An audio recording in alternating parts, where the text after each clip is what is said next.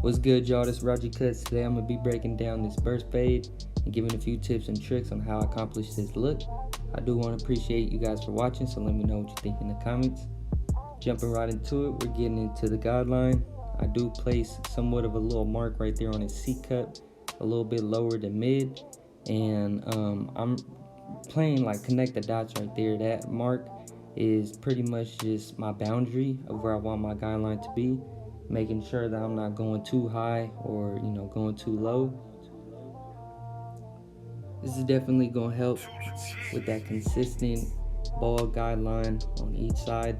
So I'm doing the same thing, putting in my boundaries.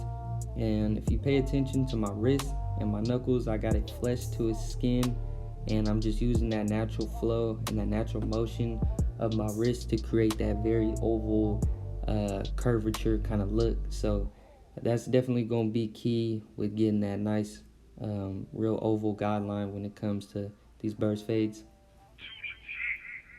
Basic steps right here, I'm using the shaver before I do get into my no guard open, and right here it's only going to be about ½ an inch on each side. I like to keep my my fades compressed, so I'm not going up too high, and with his dark hair I know that it's going to be a lot easier to keep that fade tight, and that I don't need to go too high up because it's going to be easy to knock out that guideline. And while I got my blade open, I'm going to utilize it as much as possible just to save time in the end. So I'm going to get to blending in his beard with that guideline open as well. Right here, I'm going to have the one guard open, doing the same thing, going up about ½ an inch, flicking out as much as possible, and getting it as even as possible. So making sure I'm going over it multiple times. And I do know my client's going to be getting the design on his left side. Usually I would do the design first and try to fade around it, but what I notice is sometimes I don't do the fade as high or as low as what the other side is, so it's inconsistent. So what I recommend for you to do is to create your guideline so you can gauge where your fade is going to be, do the design, and then fade from there. Because if you do the whole fade and then the design over it, you're pretty much going to get rid of all the detail that you put in the beginning, and it's going to be purposeless, and it's just going to waste a lot of time that you have spent detailing that fade. So that's really what I recommend. The hardest part of the fade is going to be blending in that back piece. You want to keep it very square and not follow the roundness of the hair, because you're going to begin to cut off more bulk than you initially anticipate. So to avoid this, definitely recommend just using your corners. And when you are in the back, whatever side of the head that you are on, you're going to want to keep that side of your clipper, the blade, flush to the head at all times. So if I'm on the left side, I'm going to have the left half of my blade strictly to his head, and I'm going to try to minimize me using my right corner, because the more I use the right corner, the more I'm going to start following his head shape. I hope that does make sense to y'all. Let me know if you want me to break that down a little bit more. And my boy, he did give me a reference of a design.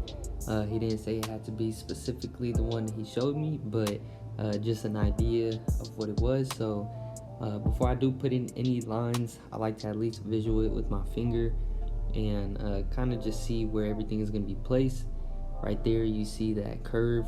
I was using my natural flow of my wrist again, and I'm just going throughout the design, setting in my lines very skinny, and then just over time I'm gonna end up making them a lot more thick. And I got my picture right there as a reference at all times, just so I keep that vision of how I want the design to come out. And after I get that, I'm gonna just start making it thicker, start to detail it, and then you'll see that's when I come in and I start to fade the design. Then you guys will see how easy it actually was to blend in that side. It was just pretty much using the blade open, and that's it. So once we fade this up, I'm gonna line the C cups up and then we're gonna finish fading up the other side. I gotta shout my client out right here, bruh. I know when I had to ask him to record, he was telling me, he was like, "What's up, man? You be doing the YouTube and stuff?" And I was telling him like, "Yeah, I don't know. I really don't like, recording the whole thing for the YouTube, just cause I feel like I want to get it down a little bit more before I put it out there." And there's just a lot of people that do it, but I pretty much, he kind of inspired me just to do this shit. So I ended up recording the whole video, and I was definitely glad I did. This haircut came out fire, and I appreciate him for kind of throwing it out there, and I hope that y'all enjoying this, or that you guys are enjoying it. And then right here we are using the blade, and I got it open, close, halfway, 25%, all of that. Pretty much all I'm doing is just nitpicking any dark spots that I see, and I'm using that blade like pretty much in that one open area. So I feel like this is what is gonna get all the detail and really just bring that fade a lot closer and make it a lot more tight. So anything that was real stubborn, it was kind of hard to get out with just a blade, I'm gonna come in with my trimmer. Whatever you make a hard line or something like that, I usually just bust out my trimmer, use my corner, and it goes a long way. I use it damn near just as like my blade open. So after that, I'm gonna just get into lining up the C cups. You can see me taking my time, creating that shape right there, and then I'm gonna go in and also remove some bulk off of the end right there, just to make sure that it is fully crispy and no hair is going over the C cup.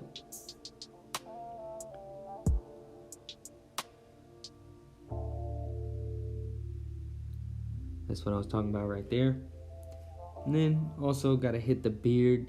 And man, when you see these lines come together, it's just, I love it. Like the darkness, with the fade, it's crazy how much these lines could do. So right here, the other side, we got the blade, or at least just hitting it up, hitting the side, following a little bit of a curve on his neck. We don't want to exaggerate the curve too much, but we don't also want to go just straight down and ruin his beard.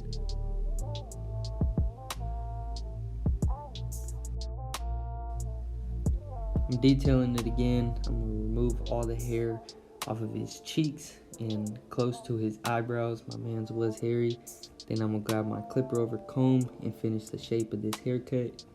To execute this, I'm gonna elevate the hair, and I'm gonna slowly start working. I'm gonna slowly start working my way down, just to conserve as much weight as I possibly can and create that shape. Blending it into the back, I grabbed a piece on the side and a piece in the back, angled it out just a bit to where it was square, and I just removed all of the weight or all the excess hair that was coming through the comb.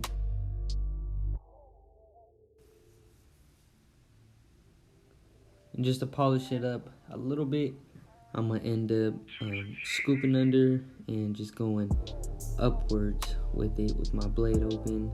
It's gonna feather it a little bit more and create more of a smoother transition. Finishing touches, I got my shave gel, Tomb 45. Shout out Bossio, it smells amazing every time.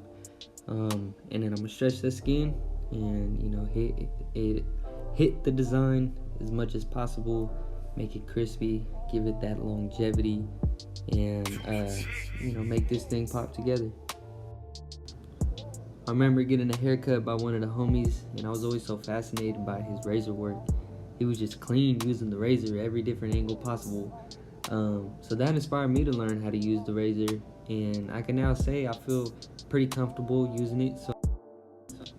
So if you guys aren't, I want to challenge you to learn how to use the razor in different angles and different techniques.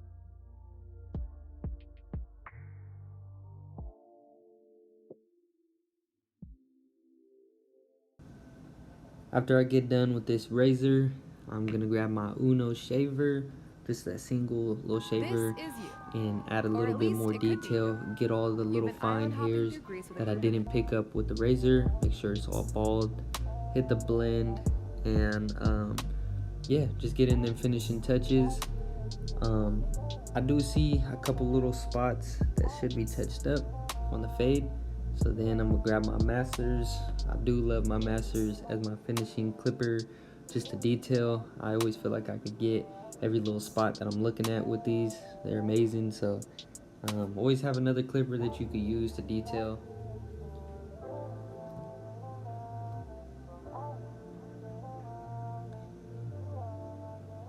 Hitting my boy's neck, I am very aware to be gentle on it. I always ask my client if there's any type of discomfort, anything like that. Usually they do say no, but I try to be as gentle much as possible. The neck is very sensitive.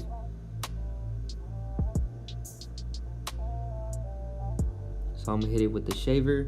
Sometimes it doesn't pick up all the hair, even if I'm going across the grain. So I'm gonna grab the Uno and try to get as much as possible as I could.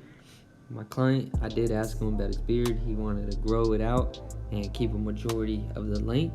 So what I did right here was just hit it at every different angle possible and try to get a different perspective on his beard, and just pretty much freehand trimming all the little straggly kind of loose hairs that is out and is giving his beard a scruffy look. So we're giving it that form. And to finish this haircut off, I am gonna throw some volumizing powder just to style his hair. I'm adding in that textured look. This is gonna be very crucial to finishing off your service. You do want your work to look at its best, so just take the time to style it. It's gonna look great. Your clients are gonna love it. Give them a different look. And I'm also gonna add in some beard oil later. Really, what I'm paying attention to right now is just finalizing the whole service itself. Excuse me.